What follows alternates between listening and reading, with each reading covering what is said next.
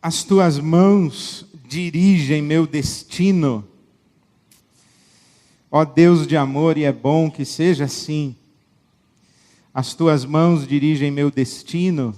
Acasos para mim não haverá. O eterno Pai, o grande Pai, vigia o meu caminho e sem motivo não me afligirá. As tuas mãos dirigem meu destino. Eu gostaria de lhes falar sobre estas afirmações, esta convicção que mora no coração de quem tem fé. E como isso afeta as nossas vidas e como é que nós vamos viver à luz desta segurança que nós temos, no fato de que as mãos de Deus dirigem o nosso destino. Em sombra ou luz, é tudo como ordenas, ó Deus. E é tudo bom se vem do teu querer. O que isso quer dizer? Eu queria contar a vocês mais uma vez a história de José do Egito. Porque estas afirmações trouxeram grandes angústias à minha alma. Não apenas a mim, na minha experiência pessoal de vida, porque há muita coisa que eu vivi, experimentei, vivo, e que eu não acredito que tenham sido coisas feitas por Deus, mas também na minha caminhada pastoral. Eu me encontro com muita gente sofrendo, passando por dificuldades, vivendo em dificuldades, ou vivendo o dia seguinte de uma tragédia, e eu não consigo, ou não conseguia, conciliar o sofrimento humano com estas afirmações tão contundentes. As tuas mãos dirigem meu destino. Acasos para mim não haverá. Como a gente concilia essas coisas? Deus é aquele que faz com que as coisas boas e coisas ruins aconteçam nas nossas vidas. A história de José me ajudou muito a entender tudo isso, e eu espero que nessa noite também a história de José ajude você. A história de José começa a ser narrada na Bíblia Sagrada, no capítulo 37 do livro do Gênesis. O José, ele é bisneto de Abraão. Deus decidiu formar um povo, e desse povo fazer nascer o Messias, o nosso Senhor Jesus Cristo. Jesus nasceu do ventre de uma mulher, mas de onde veio essa mulher? Ela é filha de um povo. Esse povo tem uma história, tem uma raiz. O começo desse povo, o hebreu, o judeu, o povo de Israel, o começo desse povo é ali no capítulo 12 do Gênesis, quando Deus chama Abraão.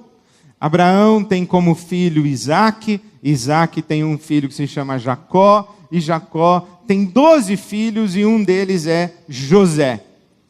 Então Abraão, pai de Isaque, que é pai de Jacó, que é pai de José. José é bisneto de Abraão. E a história dele começa aí a ser contada no capítulo 37. De cada família, um homem da família era aquele escolhido para dar continuidade à linhagem familiar que chegaria no Messias. Isto é, o Messias seria filho do meu irmão ou meu filho? Essa é sempre a discussão na Bíblia Sagrada. No caso aqui, José foi o escolhido para dar continuidade à linhagem de Abraão que chegaria no Messias. E aí no capítulo 37, parece que Deus conta isso para José. Ele tem 11 irmãos, ele é o caçula de 12 filhos, ele tem 11 irmãos, e Deus então conta para ele: olha José, você é o cara. O pai dele, Jacó, já achava isso. José era o preferido do pai. E quando na família tem um filho que o pai gosta mais do que dos outros, isso é tragédia anunciada. ou que a mãe gosta mais do que gosta dos outros, ou que fica muito claro que um é o predileto dos pais, isso é tragédia anunciada. Não deu outra. Na Bíblia também aconteceu isso aí. Os irmãos do José odiavam José. E o José tem sonhos. Ele sonha que as espigas de milho se curvam diante dele. E os irmãos dele falam, você quer dizer que nós vamos nos curvar diante de você? É isso mesmo. Sonhei isso aí essa noite. E os caras odiaram mais ainda o José. Só que depois ele chega no café da manhã, outro dia, e fala, sonhei com vocês outra vez essa noite. Os irmãos se olham e falam, o que você sonhou dessa vez? Eu sonhei que tinha 11 estrelas, e as 11 estrelas se curvavam, e o sol e a lua também se curvavam diante de mim. Ela falou, quer dizer que não somente nós, mas também o papai e a mamãe vão se curvar diante de você para te honrar e te servir. Exatamente isso. Bom, os caras odiaram mais ainda o José e decidiram matá-lo.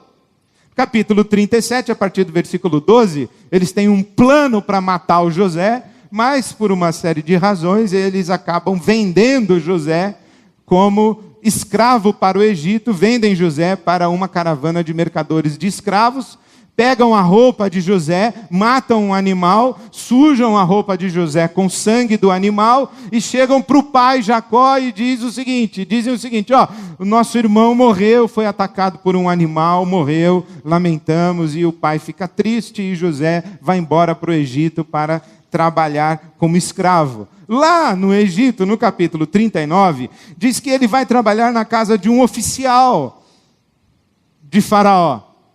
Um capitão da guarda de Faraó. Vai trabalhar na casa do cara. E aí, o que acontece é que ele se torna o principal administrador das coisas daquele homem, daquele oficial do Egito. E a mulher do oficial se encanta com José.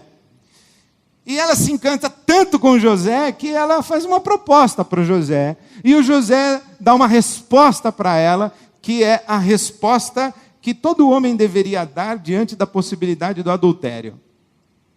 Primeira coisa que o José fala, você é mulher do Potifar. Isto é, você não é minha mulher. Você não é um prazer legítimo para mim, você é o prazer dele. Segunda coisa que ele fala, o Potifar, seu marido, confia em mim. Logo ele está dizendo, há pessoas que confiam em mim, eu não posso ferir e trair a confiança dessas pessoas. E a terceira coisa que ele fala, Deus também confia em mim, eu não posso entristecer e desonrar o meu Deus. Então, fim de conversa. Bom, a mulher acusa o José de um assédio, ela inverte o jogo, simula uma situação como se José a tivesse atacado e o José acaba sendo preso.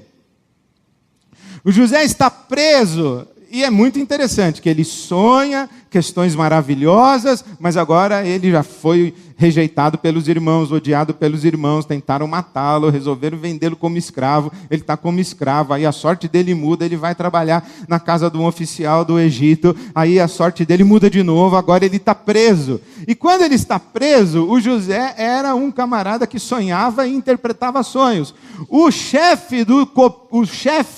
O copeiro-chefe do faraó também está preso e o padeiro-chefe do faraó também está preso. E os camaradas sonham lá e o José fala, você sonhou? Eu sei o que significa o seu sonho. Aí o copeiro-chefe sonha, o José diz assim, olha, você está preso agora, mas Deus vai colocar você numa posição muito estratégica e o faraó vai devolver você a função que você tinha perdido. E o padeiro diz assim, e o meu sonho, o que é que faz? O teu sonho não é legal não, tu vai morrer. O copeiro fica feliz, fica brother do José, e o José fala para ele, quando o faraó te devolver a função que você perdeu, lembra de mim, fala bem de mim para o faraó.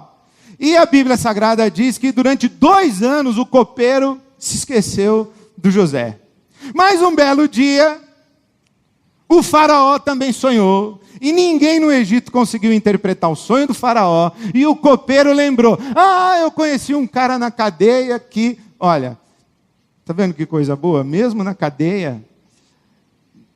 Talvez você se sente assim na cadeia, você se sente numa situação pior, impossível. Mesmo aí, tem coisa que pode acontecer na sua vida, né? O cara fala assim, lembrei, eu conheci um cara na cadeia, e ele pode te ajudar. O sonho do faraó qual foi? O sonho das vacas magras e o sonho das vacas gordas. O José foi lá, interpretou o sonho, e disse que o período de vacas gordas era um período de abundância e de fartura, o período das vacas magras era um período de escassez e fome, e ele aconselhou o faraó a aproveitar o período das vacas gordas e fazer provisão para o período das vacas magras, que quando houvesse aquele período de 7 anos de fome na terra, todas as nações viriam para o Egito, e o Egito poderia vender a sua provisão, seus mantimentos, porque estava preparado para enfrentar a fome, e o poder do faraó se multiplicaria extraordinariamente. Bom, tudo aquilo que o José falou aconteceu, o faraó ficou impressionado e transformou José no cara mais importante do Egito, abaixo dele faraó, apenas abaixo dele faraó. Quando surge o período da fome, os irmãos do José, que estão em terra distante, vão ao Egito em busca de alimentos, e lá eles encontram quem? José. Mas eles não reconhecem José, porque já se passaram muitos anos, haviam se passado muitos anos que o José estava no Egito. No Egito, ele começou a usar a roupa do Egito, falar a língua do Egito, ouvir as músicas do Egito, comer as comidas do Egito, beber as bebidas do Egito, dançar as danças do Egito. Ele usou todos os aparatos e adornos do Egito. Ele estava irreconhecível. Ele não era mais um bisneto de Abraão, ele estava mais para filho de Faraó. E ele muda, inclusive, o seu nome. Ele passa a se chamar Zafenate Paneia. E ele tem um filho com a filha do faraó, e dá ao menino um nome egípcio. Então ele é um egípcio. Quando os irmãos encontram com ele, não o reconhecem. Mas ele se dá a conhecer, e isso está aí no capítulo 45 da sua Bíblia. E quando ele se revela para os irmãos então, eles ficam apavorados, dizendo, é agora a hora da vingança, o José vai nos matar, ele vai acabar com a nossa raça, nós o rejeitamos, nós o odiamos, nós o vendemos como escravo, agora o cara virou o cara mesmo, e eles então ficam apavorados, e o José diz a eles no capítulo 45 as seguintes palavras, veja aí na sua Bíblia, no versículo 4, 45, 4 do Gênesis. Cheguem mais perto, disse José a seus irmãos. Quando eles se aproximaram, disse-lhes, eu sou José, seu irmão, aquele que vocês venderam ao Egito. Agora não se aflijam, nem se recriminem por terem me vendido para cá, pois foi para salvar vidas que Deus me enviou adiante de vocês. Deus me enviou. Já houve 2 anos de fome na terra, e nos próximos 5 anos não haverá cultivo nem colheita. Mas Deus me enviou à frente de vocês para lhes preservar um remanescente nessa terra e para salvar-lhes a vida com grande livramento. Olha que interessante a leitura que o José faz da sua história.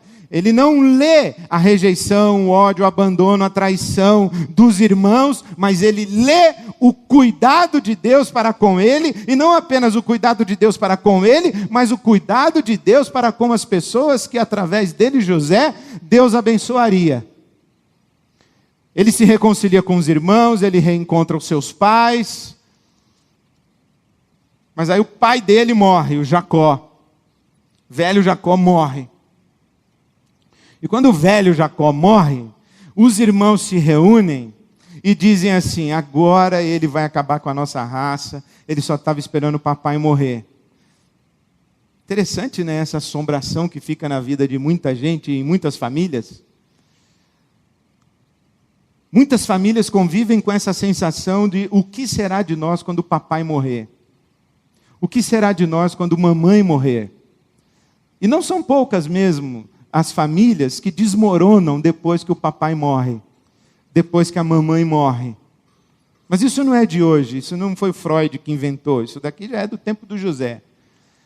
Os camaradas diziam assim, O José só não nos matou até agora porque papai estava vivo. Agora que o papai morreu, ele vai acabar com a gente. O José percebe a conversa dos seus irmãos, reúne novamente os irmãos, e no capítulo 50, José diz o seguinte aos seus irmãos, no versículo 19. Gênesis 50, 19. José, porém, lhes disse: não tenham medo, estaria eu no lugar de Deus? Não tenham medo, estaria eu no lugar de Deus? Vocês planejaram o mal contra mim, mas Deus o tornou em bem, para que hoje fosse preservada a vida de muitos. O José então reúne os seus irmãos e diz a eles aí no capítulo 50, no versículo 24: estou à beira da morte, mas Deus certamente virá em auxílio de vocês e os tirará dessa terra do Egito, levando-os para a terra que prometeu com juramento a Abraão, nosso bisavô, a Isaque, nosso avô, e a Jacó, o nosso pai. E José fez com que os filhos de Israel lhe prestassem um juramento, dizendo: quando Deus intervier em favor de vocês, levem os meus ossos daqui. Lembram-se que Deus prometeu uma terra maravilhosa para Abraão, a terra de Canaã. Eles aqui estão em trânsito. No momento estão quase ao fim de 400 anos de um período de escravidão. E José diz: olha, Deus fez uma promessa ao nosso bisavô, uma promessa ao nosso avô, uma promessa ao nosso pai, e é agora na nossa geração que essa promessa vai se cumprir. Então eu vou morrer, mas vocês não me deixem sepultado aqui, levem-me junto com vocês. Bom, o que essa história ensina para nós? Tantas coisas boas, tantas coisas ruins, o que essa história ensina para nós? Eu queria sugerir para você algumas coisas. Algumas afirmações que eu espero ajudem você a viver e encarar o seu futuro, qualquer que seja ele. Primeira afirmação: Deus é soberano. Por cima de todos os fatos, de todos os atos, de todas as decisões, de todas as intenções, de todas as circunstâncias, de todas as ocasiões, por cima de todas as coisas que acontecem, por cima de todas as maquinações humanas, por cima de toda a bondade, por cima de toda a maldade que é feita, praticada a nosso favor ou contra nós, por cima de tudo isso está Deus. Acima do seu pai, da sua mãe, dos seus irmãos, do seu chefe do governo, da taxa do dólar, do mercado, da sua empresa, da sua igreja, do seu pastor, do seu vizinho, da torcida do outro time, por cima de tudo isso, Deus, porque Deus é soberano, Deus é soberano. O que significa dizer que Deus é soberano? Algumas pessoas acreditam que dizer que Deus é soberano significa que Ele faz acontecer todas as coisas e controla cada detalhe, e tudo o que acontece, acontece porque Deus tem um plano perfeito, e as coisas que acontecem, boas ou ruins, acontecem porque elas se encaixam perfeitamente no plano perfeito de Deus. Há um teólogo norte-americano, um pastor norte-americano, que escreveu um livro dizendo o seguinte: Deus escolheu, palavras literais, Deus escolheu o dia, a hora e o lugar do seu nascimento. E se Deus escolheu, palavras literais, se Deus escolheu o dia, a hora e o lugar do seu nascimento, Ele escolheu também a perfeita combinação genética necessária para que você nascesse com essa cara que você tem. E se Deus escolheu a perfeita combinação genética, Ele escolheu quem seria o seu pai e quem seria a sua mãe. E colocou os dois juntos na hora certa. Fez eles transarem na hora certa. Aí já não é palavras literais. Fez eles transarem na hora certa para você ser concebido, ser concebida, para você nascer exatamente no dia, na hora e no lugar que Deus queria que você nascesse. E se por um acaso a sua mãe foi violentada, estuprada por alguém, Deus sabia disso e planejou exatamente isso para que você nascesse, porque a combinação genética que daria a você como resultado seria a combinação genética da senhora sua mãe com o estuprador da senhora sua mãe. Por quê? Porque Deus é soberano. E o que isso quer dizer? Que Deus controla cada detalhe da sua vida, e tudo o que acontece é da vontade de Deus, porque Deus tem um plano perfeito, e todas as coisas se encaixam perfeitamente no plano perfeito de Deus, o que é a maior bobagem que alguém pode falar, porque isso não está na Bíblia, nunca esteve. Isso aí é islamismo, isso aí é doutrina do karma, isso daí é maktub, isso aí está mais para Paulo Coelho do que para a Bíblia Sagrada, pessoal. Não tem nada a ver na Bíblia isso.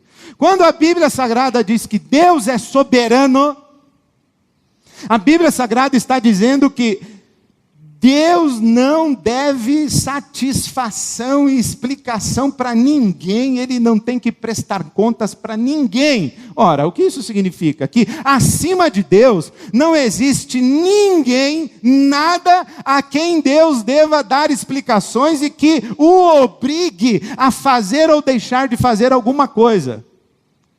Ele é soberano, acima dele não tem ninguém. Ele é autodeterminado, ele faz as coisas porque ele quer e ele deixa de fazer porque ele não quer fazer. Mas quando nós dizemos que Deus é soberano, nós também estamos dizendo que Deus pode fazer qualquer coisa que ele escolha fazer, a hora em que ele escolher fazer. Repito, o que significa dizer que Deus é soberano? Significa que Deus pode fazer qualquer coisa que ele escolha, que ele decida fazer, a hora em que ele quiser fazer. E quando ele decidir fazer alguma coisa, a hora em que ele quiser fazer, ninguém pode impedi-lo de fazê-lo. Isaías 43:13, agindo eu, quem impedirá? Ninguém. Isso é que quer dizer que Deus é soberano. Quer dizer que Deus pode fazer qualquer coisa que ele quiser fazer, a hora que ele quiser fazer, e ninguém pode impedi-lo, mas não significa que tudo o que acontece foi Deus quem fez. Há muita coisa que acontece, inclusive, que Deus não gostaria que tivesse acontecido. Foi o diabo que fez, foi você que fez, alguém fez, a vida fez, as contingências, simplesmente as coisas aconteceram. Não significa que Deus fez com que acontecesse. Isso não tem nada a ver com Deus ser soberano. Soberano é, Deus pode fazer qualquer coisa que Ele escolha fazer a hora que Ele quiser fazer. Salmo 115. Israel está vivendo, a nação de Israel está vivendo um período de sofrimento. Os povos vizinhos começam a dizer, onde está o Deus de vocês? E eles respondem, Salmo 115, versículo 3, no céu está o nosso Deus, e faz tudo o que Ele quer fazer. E faz tudo conforme lhe dá prazer, faz tudo o que lhe apraz, faz tudo o que Ele decide, faz tudo o que Ele escolhe fazer. Não significa que tudo o que aconteceu, aconteceu porque Deus quis que acontecesse. A segunda coisa que eu quero dizer para você, então, a primeira é que Deus é soberano. A segunda coisa que eu quero dizer para você, é que os pensamentos de Deus, os caminhos de Deus, os juízos de Deus, o jeito de Deus ser e fazer as coisas, são inacessíveis a nós, mortais e humanos que nem nós. Você abre a sua Bíblia aí para mim, por gentileza, em Romanos, capítulo 11. Romanos, capítulo 11, verso 33. Um hino de louvor a Deus. Veja que consciência extraordinária deste homem. Paulo escreve na sua carta aos Romanos, não significa necessariamente que esse hino é composição de Paulo, pode ser o registro de um hino que a comunidade cristã nos primeiros séculos cantava, ou no primeiro século cantava. Olha o que está dito aí, Romanos capítulo 11, versículo 33. Ó profundidade da riqueza, da sabedoria e do conhecimento de Deus, quão insondáveis são os seus juízos, e inescrutáveis os seus caminhos. Quem conheceu a mente do Senhor? Ou quem foi o seu conselheiro? Perguntas retóricas, né? Claro, ninguém conheceu a mente do Senhor e ninguém foi conselheiro de Deus. Porque os caminhos de Deus são inescrutáveis. O que quer dizer inescrutável? Não é assim que a gente não consegue entender, é que a gente não consegue nem ter acesso para tentar entender. É como se você tivesse na mão um livro que registra os pensamentos de Deus. Aí você abre e começa a ler e não entende nada. Não é isso que quer dizer inescrutável. Inescrutável é você sequer consegue abrir o livro. É impenetrável, é inacessível. Por isso é que o profeta Isaías, no capítulo 55, registra a fala de Deus para o povo. Os meus pensamentos, está dizendo Deus, não são os pensamentos de vocês. Porque os meus pensamentos são muito mais elevados do que os pensamentos de vocês. Vocês não conseguem alcançar o que eu penso. Bom, o que isso quer dizer para nós? Algo muito interessante. Que nos vulnerabiliza, né? Por quê? Porque Deus é soberano, Ele pode fazer o que Ele quiser, a hora que Ele quiser. Mas não significa que tudo que aconteceu foi Deus que fez. Aí a gente olha para trás e fica querendo saber o que foi que Deus fez e o que foi que Deus não fez. Isso foi Deus, isso não foi Deus. Isso aqui foi meu pai, isso aqui foi o diabo, isso aqui foi a minha cunhada, isso aqui foi o Lula, isso aqui foi o pastor que fez, isso aqui foi Deus. A gente fica olhando para trás tentando... O que a Bíblia está dizendo para nós, você vai se perder e vai se machucar se você ficar fazendo esse joguinho.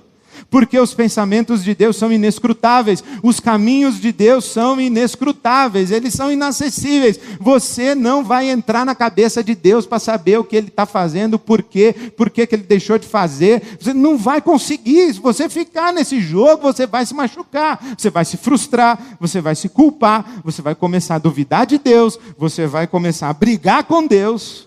Eu acho muito engraçado, né? A gente fala assim, eu briguei com Deus, eu estou brigando com Deus. Vai! À vontade. Briga mesmo. Fica aí brigando com Deus. Então a terceira coisa que eu quero dizer para você, a primeira é que Deus é soberano. A segunda é que o que Deus faz é inacessível para nós. A terceira é, pare de ficar perguntando por quê e comece a perguntar para quê. Pare de ficar tentando entender por quê. Porque quando você pergunta por quê, você está olhando para trás. Quando você pergunta para quê, você está olhando para frente. Não é por quê. Por que Deus me escolheu e não escolheu os meus irmãos? Por que os meus irmãos me odiaram tanto se foi Deus quem fez esse negócio na minha vida e me deu esses sonhos? Por que o meu pai não impediu os meus irmãos de me machucarem, de me abandonarem, de me venderem? Por que o meu pai não foi atrás de mim no Egito? Por que Deus permitiu que isso acontecesse? Por que Deus me colocou na casa desse capitão? Por que Deus me colocou essa mulher como assombração? Por que eu vim parar na cadeia? Por que o padeiro vai morrer e o copeiro vai viver? Você não vai entender nunca. Você vai ficar no jogo do porquê e você vai ficar paralisado e paralisada tentando entender. O pior é que tem um pessoal que realmente acha que entende. Chega para você no dia da sua tragédia e diz assim, não chore não, foi da vontade de Deus. O sujeito alcoolizado atropelou o filho do outro com 7 anos de idade, aí vai um camarada e ainda diz que foi a vontade de Deus. Só falta dizer que o Deus que deu a pinga para o outro. Foi da vontade de Deus. Eu fico pensando, se Deus pronunciasse assim mesmo, desse jeito que a gente pensa, quantas vezes Deus não ia bater no ombro do cara e falar, ó, isso foi eu não. Isso aí foi o outro lado, outro lado. Isso não tem nada a ver comigo. Deus é soberano. Ele pode fazer o que Ele quiser, a hora que Ele quiser fazer. Aquilo que Ele faz ou deixa de fazer, e por que faz e por que deixa de fazer, isso não é problema nosso. Não cabe na nossa cabeça, nós não vamos chegar lá, nós não vamos entender. Então para de perguntar por quê e começa a perguntar para quê. Já que eu estou aqui, o que eu faço a partir de agora? O que eu faço daqui para frente? Como é que eu respondo com dignidade à vida nesse momento, nessa circunstância, nessa situação, com essa configuração? Aí você fica perguntando por quê? Já está 19 anos perguntando por quê e até agora tu não sabe? Não vai saber, para. Vira a página, olha para frente, para a vida e começa a... Bom, daqui para onde eu vou? Daqui quais são as minhas melhores alternativas? Daqui quais são as minhas melhores possibilidades? Como é que eu pego tudo isso que aconteceu comigo? Como é que tudo isso que eu experimentei, toda a bagagem que eu acumulei, como é que a partir da pessoa que eu me tornei, eu posso fazer alguma coisa decente, digna, para abençoar o maior número de pessoas que eu puder? Como é que eu vivo de maneira decente? Porque essa é a quarta coisa que eu queria lhe dizer. Se aquilo que Deus faz ou deixa de fazer não está no nosso alcance, o que é que está ao nosso alcance? A nossa responsabilidade moral para tomar decisões e fazer a vida ir, fazer a fila andar, fazer a vida seguir, ir em frente. Responsabilidade moral. Olha, eu não quero saber se vocês me odiaram, se me maltrataram, se me venderam. O que eu sei é o seguinte: Deus estava com a mão na minha cabeça. E se Ele deixou que isso acontecesse, isso é um problema dele. Eu não vou discutir com Ele. E eu vou dizer para vocês o seguinte: eu não estou no lugar de Deus para me vingar de vocês, deixar de perdoar vocês, para fazer o mal para vocês. Eu não sou Deus, eu sou servo de Deus. Eu sou filho de Deus, eu estou debaixo do cuidado de Deus. Se você quis fazer o mal contra mim, isso é problema seu, você se explica para Deus, porque eu não vou fazer o mal contra você. Os caminhos de Deus, porque foi que maldita hora vocês resolveram me vender como escravo? Eu não sei. Ah, porque Deus queria que José chegasse no Egito. Pô, mas tinha que ser como escravo? Eu não podia vir num voo de primeira classe para o Egito? Pousava na cidade do Cairo, pegava um hotel bacana, tinha que ser vendido como escravo, tinha que ter sido traído pelos irmãos, não podia ter sido de outra maneira, receber uma proposta legal lá de emprego, sei lá, comprar um sítio, não sei, tinha que ser como escravo? Não necessariamente. Vou abrir meu coração para você, uma das mais profundas dores que eu já vivi, acho que eu ainda vivo. Meu pai morreu, eu tinha 2 anos e pouquinho. Meu avô morreu com 26 anos e meu pai morreu com 26 anos de idade. Eu já fiz 50, estou no lucro quase do dobro. Já. Mas meu avô morreu com 26 anos de idade, meu pai morreu com 26 anos de idade. E eu me lembro o dia em que eu fui fazer uma palestra numa igreja batista lá em Santos. E depois que eu acabei de fazer a minha palestra, veio uma senhorinha, me abraçou, me beijou carinhosamente e disse: agora entendi porque Deus levou seu pai. Aí eu falei: como assim? E ela, cheia de amor por mim, de compaixão, achando que estava me abençoando, disse: para fazer de você o homem que você é. Eu agradeci, dei um beijo na senhorinha, mas a minha vontade era falar assim: ah, dona, a senhora acha que para Deus fazer o homem que eu sou, Ele tinha que matar meu pai? Deus não podia dar um jeito assim de me tornar o homem que eu sou, com meu pai vivo? Tinha que matar o cara? Olha, dona, eu queria dizer para a senhora uma coisa. A senhora acha que eu estou com essa bola toda, que Deus mata os outros só por minha causa? Gente, por que meu pai morreu e eu cresci órfão? Não sei.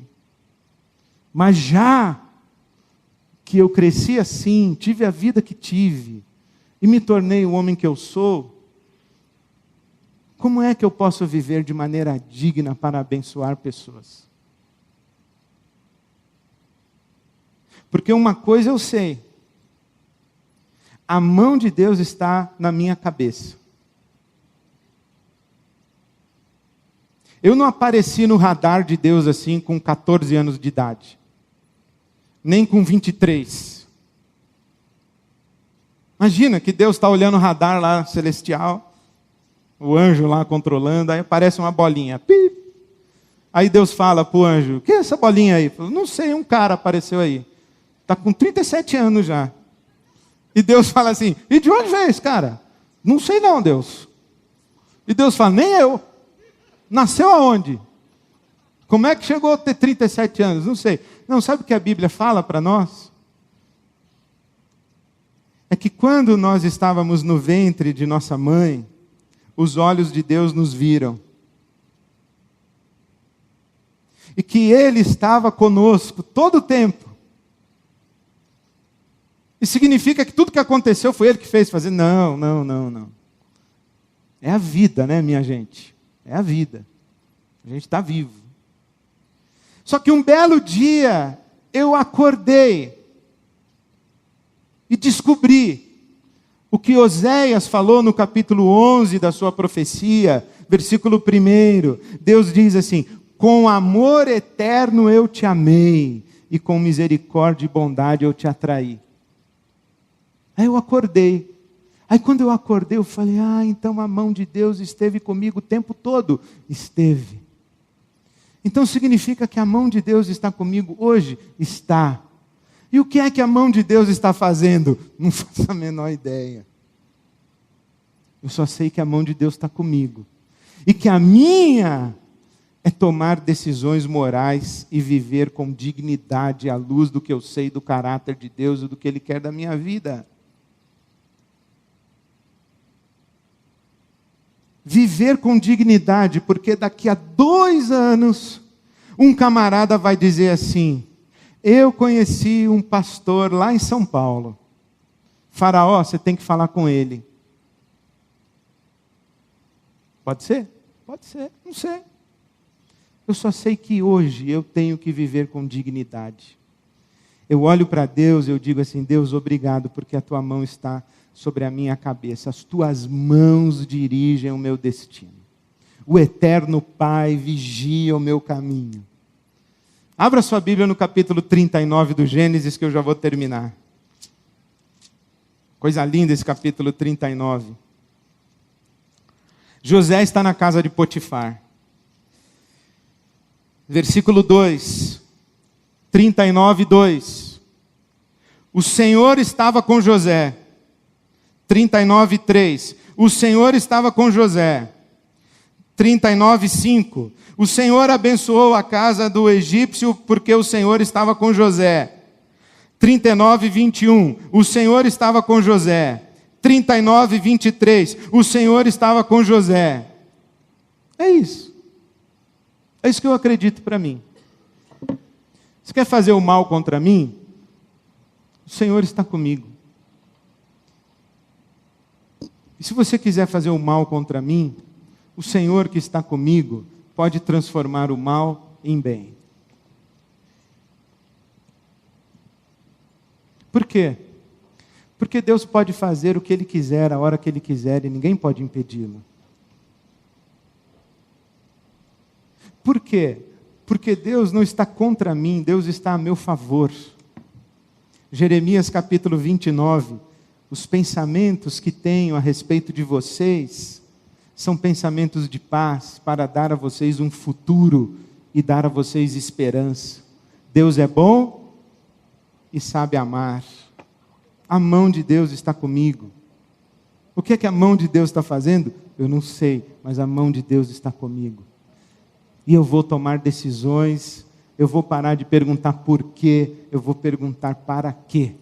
Porque eu creio que Deus é soberano, a mão dele está sobre a minha cabeça, e eu vou servi-lo, e eu vou honrá-lo, e eu vou abençoar o maior número de pessoas que eu puder e que eu conseguir, nessa força que eu tenho e na força de Deus que está em mim. É isso que se espera de você. Você olha para o céu agora e diz assim, Deus, o que está acontecendo na minha vida? E Deus diz assim, vai nessa tua força, meu filho, minha filha, porque a minha mão está contigo. Vai encarar as circunstâncias, as situações, pega o telefone e liga, marca consulta, leva o exame, faz o exame, não fique adiando a conversa, chama o seu marido, chama a sua mulher, chama seu filho, a minha mão está contigo. Tome decisões certas, tome decisões honradas, tome decisões sábias, assuma a sua responsabilidade da vida, vá em frente, porque a minha mão está contigo. É isso que a palavra de Deus diz para você. Deus é soberano. O que Deus faz está longe do nosso alcance. Vamos parar de perguntar por quê. E vamos perguntar para quê. E vamos, com a confiança que nós temos em Deus e no amor de Deus, tomar decisões para fazer a vida seguir. Para o nosso bem, para o bem daqueles que estiverem ao nosso redor, para a glória de Deus. Que assim seja. Amém. Amém.